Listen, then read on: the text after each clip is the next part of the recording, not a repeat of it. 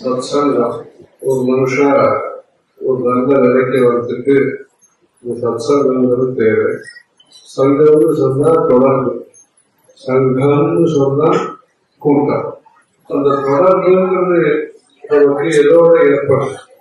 சத் அப்படிங்கிறதோட நமக்கு தொடர்பு ஏற்படும். சத்துன்னு சொன்னா என்ன அர்த்தம்? என்னே தபசி தானேச்ச சதித்தேத பிரயுஜ்யதே பிரசஸ்தே கர்மணி ததா சத் சப்தா பார்த்த யுஜ்யதே. அதாவது 3 துறைகள்ல இந்த சத்துங்கிற வார்த்தையை உபயோகப்படுத்துறாங்க.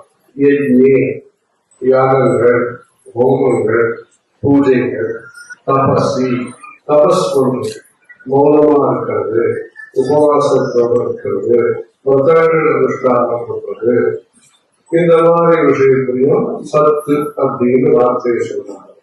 தானே தானம், கொடையை கொடுக்க, சத்காரியம் பண்ணிட்டு இருக்க அப்படின்னு சொல்றாங்க.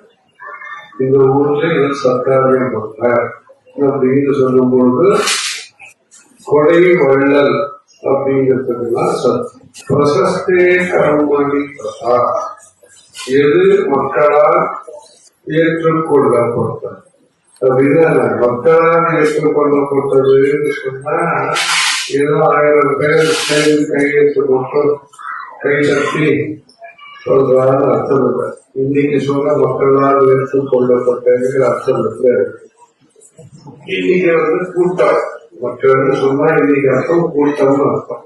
இன்னைக்கு இந்த புஸ்தகங்கள்லாம் சொல்லியிருக்காங்கன்னா அந்த மக்கள் சொன்னா பக்திமான்களா, ஆஸ்திரிகளா, ஸ்ரத்தை உள்ளவர்களா, அனுஷ்டானம் செய்தவர்களா ஏற்றுக்கொள்ளப்படும்.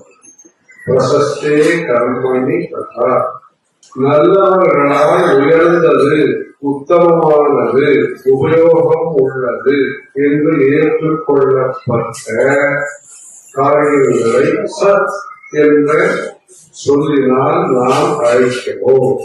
பிரசஸ்தே கர்மணி ததா சத் சப்தா பார்த்த யுஜ்யதே.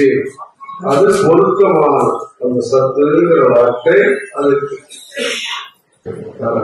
பார்வதி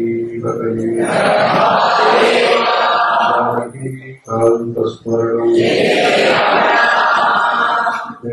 சங்கர